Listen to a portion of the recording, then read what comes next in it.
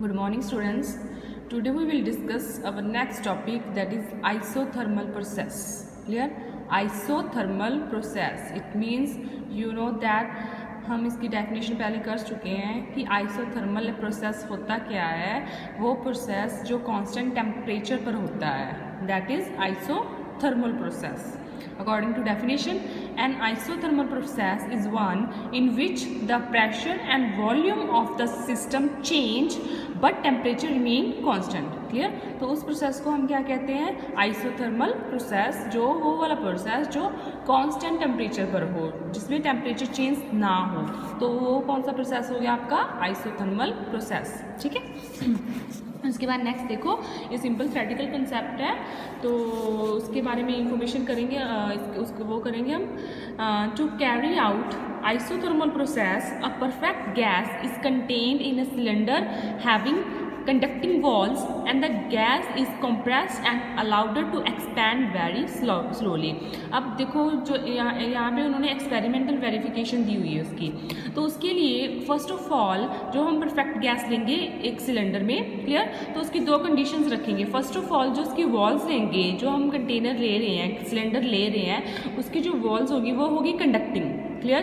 Conducting means जो conduct करें, heat conduct. अब यहाँ पे हम क्या कर रहे हैं? टेम्परेचर हीट कंसेप्ट कर रहे हैं. क्लियर? तो यहाँ पे जब, क्योंकि आपको पता है इलेक्ट्रिसिटी वाले फॉर्म में भी हम कंडक्टर यूज़ करते हैं. क्लियर? लेकिन यहाँ पे हम जो आपको पता ही है कि ऑलरेडी प्रोसेस कौन सा कर रहे हैं हम? हीट टेम्परेचर वाला.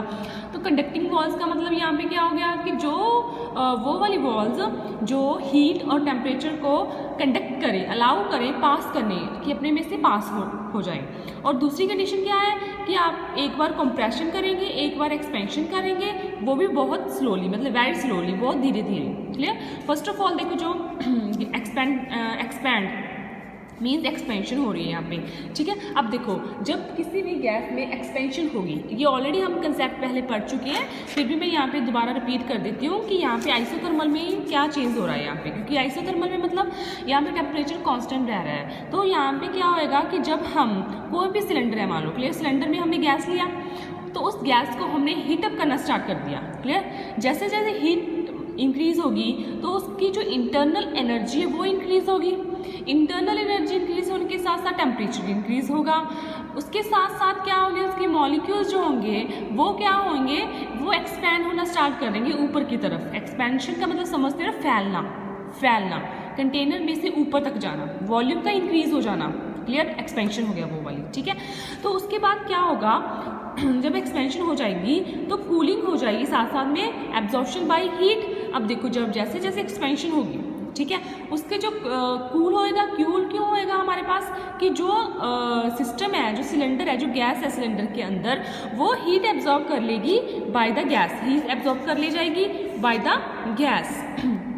But as the gas is allowed to expand slowly, therefore before the temperature of the gas falls, heat is conducted into cylinder through the conducting walls from the surrounding. अब इस line का मतलब समझो क्या होगा कि जैसे जैसे एक्सपेंशन होगी, ठीक है, तो उसके साथ क्या होगा, जो हीट है आपके पास, वो कूल होना स्टार्ट कर देगा.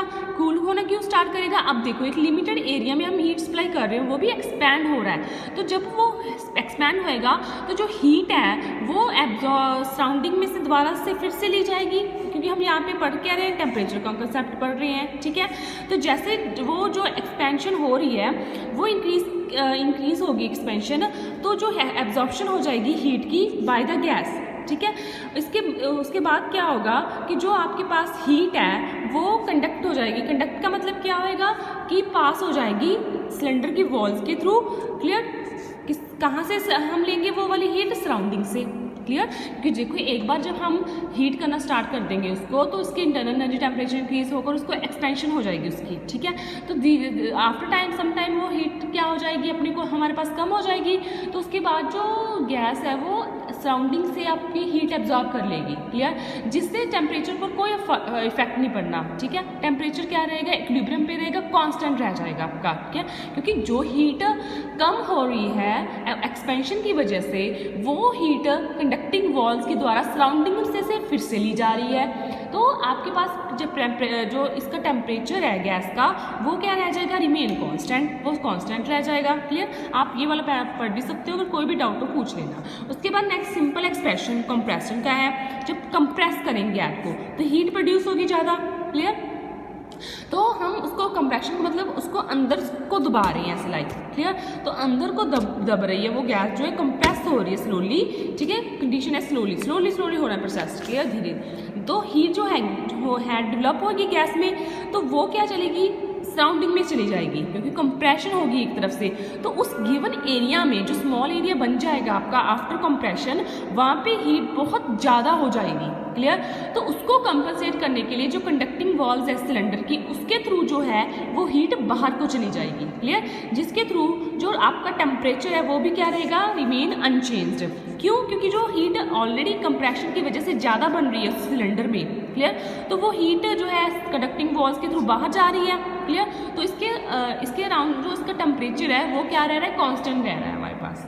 क्लियर, ये दो कंडीशंस हैं एक्सपेंशन की और कंप्रेशन की, जिसमें आपके पास क्या है कि सिस्टम द्वारा काम किया जा रहा है, या फिर सिस्टम के ऊपर काम हो रहा है। क्लियर, तो उसके रिगार्डिंग टेम्परेचर जो रहेगा आपका अनचेंज रहेगा, क्योंकि वो एक दूसरे को बैलेंस कर देंगी। क्लियर, जो हीट ज़्यादा प्रोड्यूस होगी वो सराउंडिंग में भेज देते हैं, अगर कम हो रही है तो वो सराउंडिंग से ले लेते हैं, तो हमारा सारा सिस्टम क्या रहता है, इक्विलिब्रियम में रहता है। क्लियर, उसके बाद देखो नेक्स्ट वही कंडीशंस है कि आइसोथर्मल प्रोसेस को जो है वो कौन सी कंडीशन में होगा। First of all the cylinder should have conducting walls होनी चाहिए जो सिलेंडर की है, ताकि हीट और हीट पास हो सके। ठीक है, सराउंडिंग में से भी ले सके हम और सराउंडिंग को दे भी सके।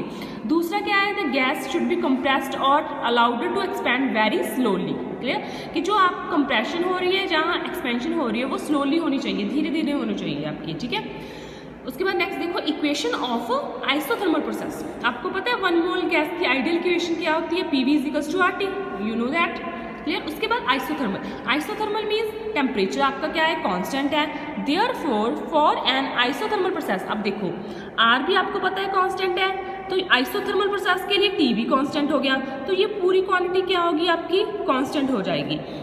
इसलिए PV = सम कांस्टेंट। क्लियर, तो ये आपकी जो इक्वेशन है 1.22 नाम दिया हुआ आपको, is called equation of N isothermal process. Clear, तो PV = कांस्टेंट, तो ये आपकी इक्वेशन क्या बन जाएगी, equation of N isothermal process. अगर आपके पास कोई सिस्टम है जिसका इनिशियल प्रेशर P1 है और वॉल्यूम V1 है, और फाइनल प्रेशर जो है आपका P2 है और वॉल्यूम V2 है, तो आपके पास जो आपकी आइसोथर्मल चेंज आएगा, इक्वेशन आएगी, वो क्या आ जाएगी, V1 = P2 V2। अब देखो ये वाली इक्वेशन कैसे बनी वो मैं आपको बता देती हूँ कि मान लो फर्स्ट प्रोसेस है, फर्स्ट प्रोसेस के लिए P1 V1 = कांस्टेंट।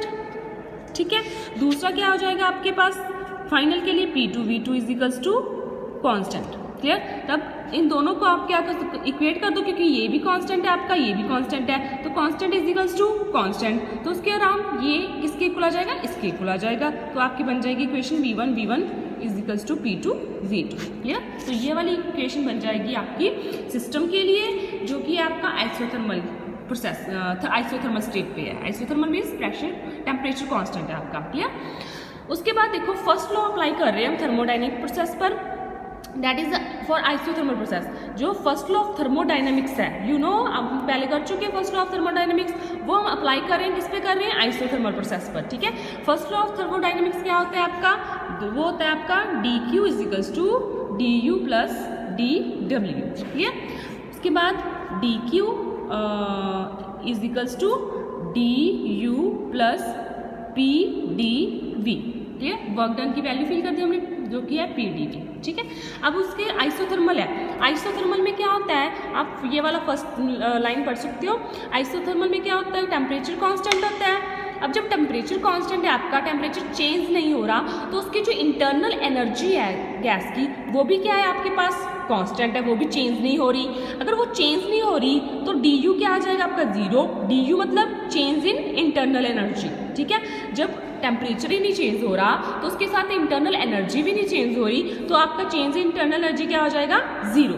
तो यहाँ पे इसकी वैल्यू फिल कर दी हमने, du की वैल्यू क्या आ जाएगी, 0। तो dQ किसकी इक्वल आ जाएगा आपके पास, PdV। तो ये हो जाएगा आपका first law of thermodynamics applied to a isothermal process. बिल्कुल ईजी है। क्या करना है इसमें, सिंपल करना है कि जब टेम्परेचर कांस्टेंट है तो उसकी इंटरनल एनर्जी कांस्टेंट हो जाएगी, कोई चेंज नहीं आएगा उसमें, तो इसलिए उसकी डी क्यू की वैल्यू क्या आ जाएगी आपके पास, P D V for isothermal process. ठीक है, अगर कोई भी डाउट हो तो आप पूछ लेना। क्लियर? Okay, thank you.